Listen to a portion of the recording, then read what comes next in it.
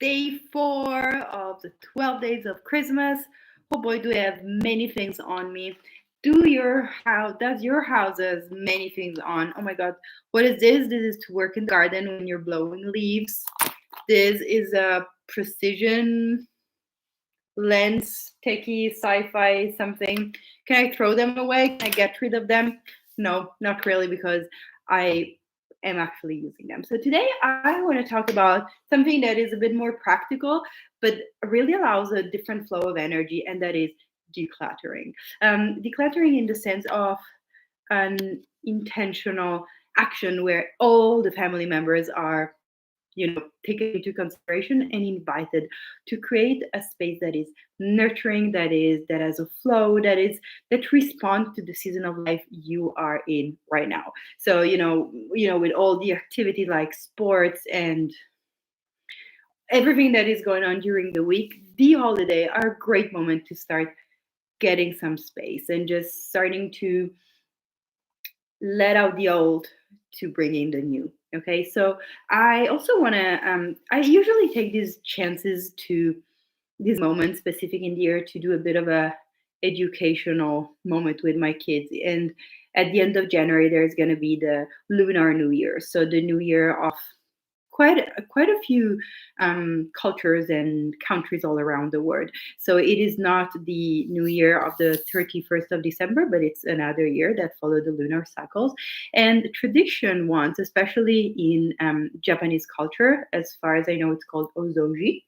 There is a moment where, like, the whole month of January is dedicated to getting rid of things that you no longer use, repairing whatever is broken, and like deep cleaning the space so that it can best match with the season of life you're in, with your preferences, with your priority, with your aesthetic as well. And one thing that I really want to share that I love, that once Gary Douglas class, Gary Douglas, the founder of Access Consciousness, is to have your reality, you need to have your aesthetic. And it stayed with me because I was like, what does that mean? And what does my aesthetic look like? And I had no clue. And it just one way to start asking questions about very pragmatic things like, what is my reality with lighting in a room? What is my reality with fabric and clothing? And the space you're living in it's quite a good excuse to start that spark of question.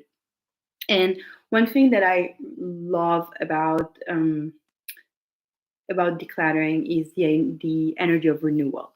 And what about inviting everyone in your family to be part of that?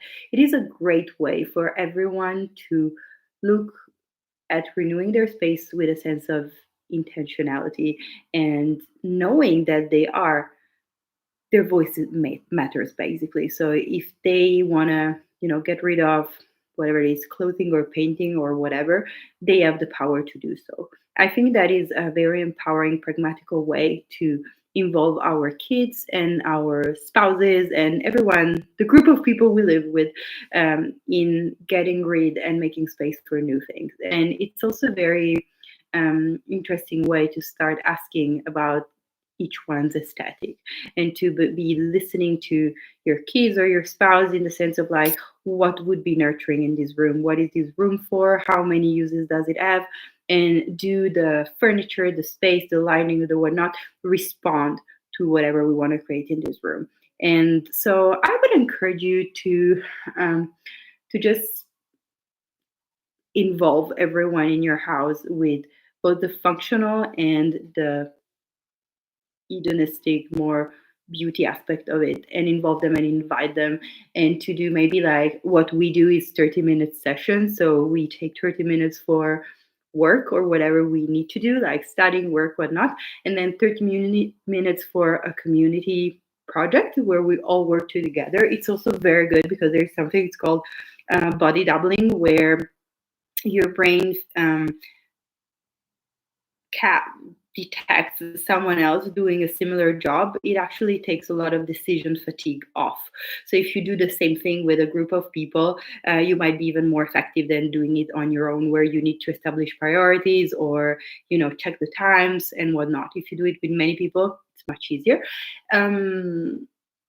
And that's it. That's actually today's conversation. I would encourage you to take into consideration shaping your home and your space and involve everyone and see how would that look like and have conversation with all of them and see what you can change and work toward, because sometimes we choose a home as adults and we don't necessarily involve our kids, but they do live under the same roof, and empowering them to consider both the aesthetic and the functionality can be really interesting. And also, kids might be very inspiring creature that do not go with the obvious, but take into consideration very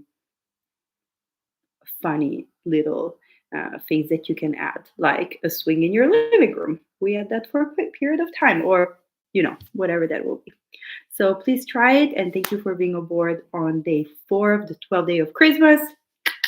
And I will see you tomorrow. If you're interested about these energetic tools to create more space, please go and check out the Access Consciousness website. You can find my profile page there, and there's gonna be the schedule of all the next classes scheduled for next year. And check it out. I will see you soon tomorrow. Bye.